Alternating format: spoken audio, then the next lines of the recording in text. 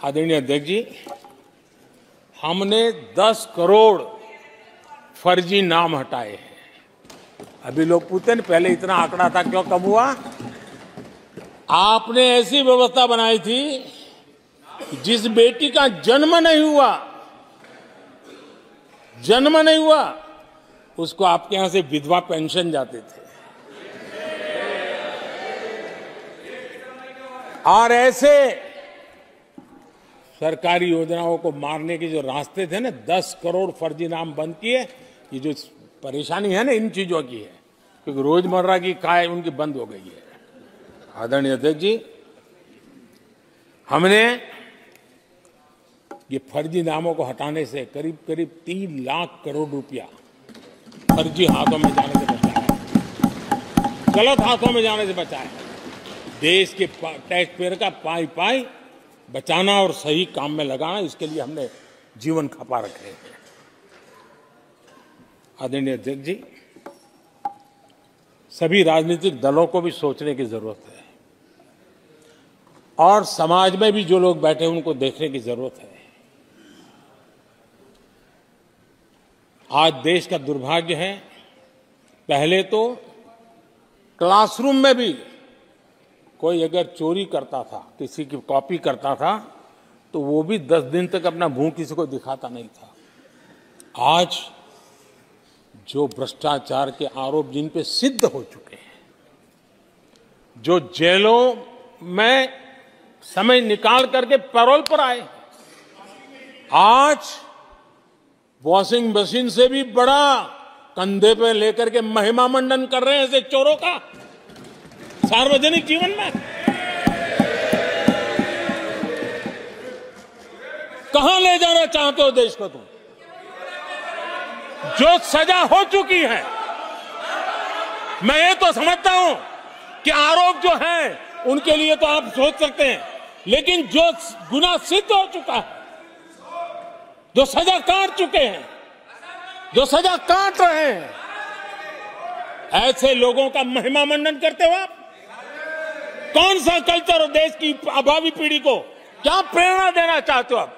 कौन से रास्ते और ऐसी कौन सी आपकी मजबूरी है?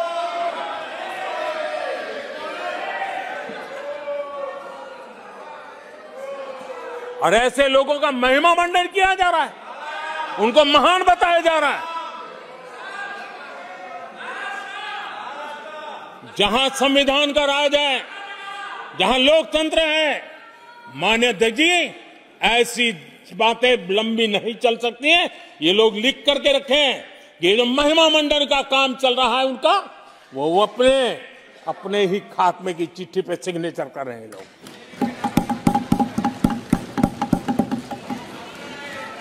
आदरणीय अध्यक्ष जी, जांच करना ये एजेंसियों का काम है। एजेंसियां स्वतंत्र होती हैं और संविधान ने उनको स्वतंत्र रखा हुआ है, और जज करने का काम न्यायाधीश का है। जज करने का काम न्यायाधीश का है और वो अपना काम कर रहे हैं। और अध्यक्ष जी, मैं इस पवित्र सदन में फिर से दोहराना चाहूंगा, जिसको जितना जुल्म मुझ पर करना है कर ले, मेरी भ्रष्टाचार के खिलाफ लड़ाई चलती रहेगी। जिसने देश को लूटा है उनको लौटाना पड़ेगा, जिन्होंने देश को लूटा है उनको लौटाना पड़ेगा। ये मैं देश को इस सदन की पवित्र जगह से वादा करता हूं। जिसको जो आरोप लगाना है लगा लें, लेकिन देश को लूटने नहीं दिया जाएगा, और जो लूटा है वो लौटाना पड़ेगा। आदरणीय अध्यक्ष जी,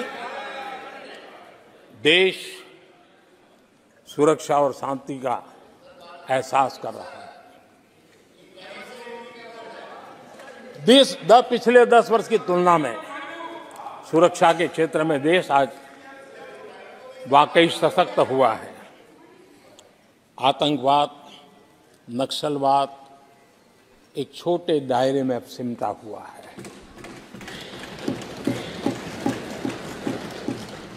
लेकिन भारत की जो टेररिज्म के प्रति जीरो टॉलरेंस नीति है। आज पूरे विश्व को भी भारत की इस नीति की तरफ चलने के लिए मजबूर होना पड़ा।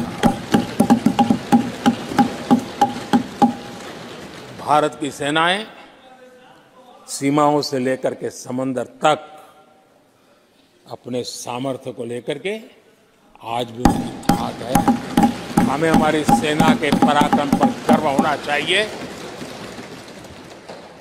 हम कितना ही उनके मोरल तोड़ने की कोशिश करें, मुझे मेरी सेना पर भरोसा है। मैंने उनके सामर्थ्य को देखा है। कुछ राजनेता सेना के लिए हल्के फुल्के शब्द बोल दें, इससे मेरे देश की सेना डिमोरलाइज होगी। ये सपनों में कोई रहते तो निकल जाए। देश के मूड को वो खत्म नहीं कर सकते। और किसी के एजेंट बन करके इस प्रकार की भाषा अगर कहीं से भी उठती है, देश कभी स्वीकार नहीं कर सकता है। और जो खुलेआम देश में अलग देश बनाने की वकालत करते हैं,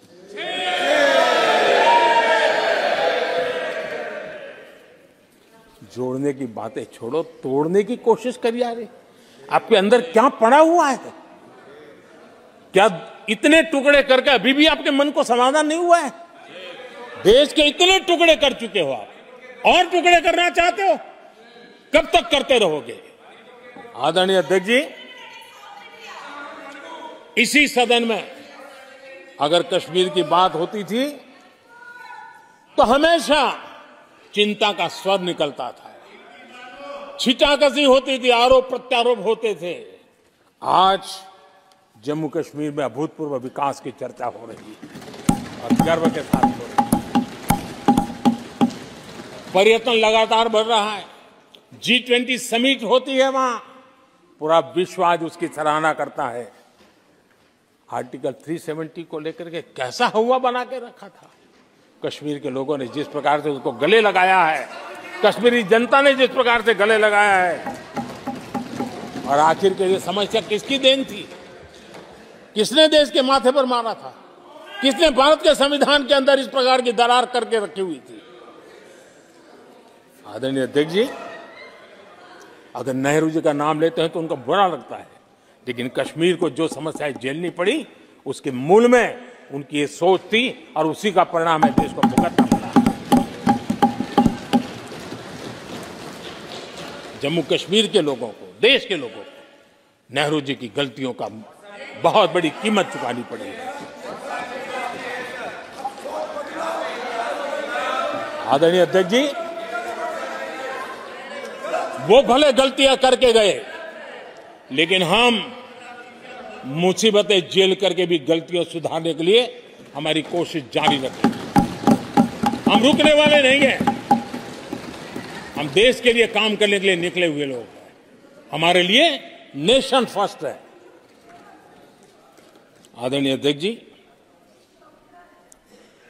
मैं सभी राजनीतिक दलों के नेताओं से आग्रह करूंगा, सभी माननीय सदस्यों से आग्रह करूंगा, भारत के जीवन में एक बहुत बड़ा अवसर आया है। वैश्विक परिवेश में भारत के लिए बड़ा अवसर आया है। एक नए आत्मविश्वास के साथ आगे बढ़ने का अवसर आया है। राजनीति अपनी जगह पे होती है, आरोप प्रत्यारोप अपनी जगह पर होता है, लेकिन देश से बढ़कर कुछ नहीं होता है। और इसलिए आइए मैं निमंत्रण देता हूं आपको, कंधे से कंधा मिलाकर के हम देश के निर्माण के लिए आगे बढ़े। राजनीति में किसी भी जगह पर रहते हुए भी राष्ट्र निर्माण में आगे बढ़ने में कोई रुकावट नहीं आती। अब इस राह को मत छोड़िए। मैं आपका साथ मांग रहा हूं, मां भारती के कल्याण के लिए साथ मांग रहा हूं। मैं विश्व के अंदर जो अवसर आया है उस अवसर को बुलाने के लिए आपका साथ मांगता हूं। मैं आपका सहयोग चाहता हूं 140 करोड़ देशवासियों की जिंदगी को और समृद्ध बनाने के लिए और सुखी बनाने के लिए।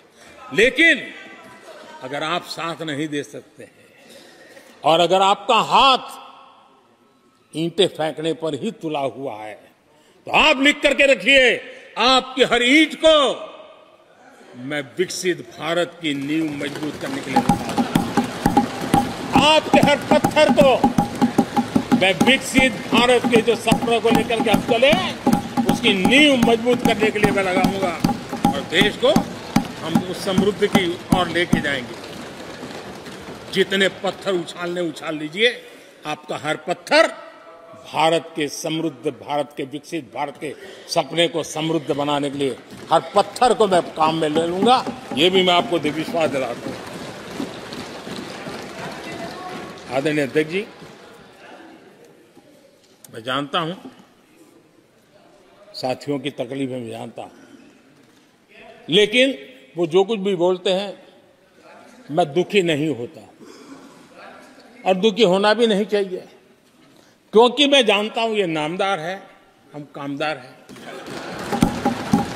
और हम कामदारों को तो नामदारों से सुनना ही पड़ता है। ये तो नामदार कुछ भी कहते रहें, कुछ भी कहने का उनको तो जन्मजात अधिकार मिले हुए हैं और हम कामदारों को सुनना होता है। हम सुनते भी रहेंगे और देश को सहेजते भी रहेंगे, देश को आगे बढ़ाते रहेंगे। आदरणीय अध्यक्ष जी, आपने मुझे इस पवित्र सदन में आदरणीय राष्ट्रपति जी के उद्बोधन को समर्थन करने के लिए बोलने का अवसर दिया।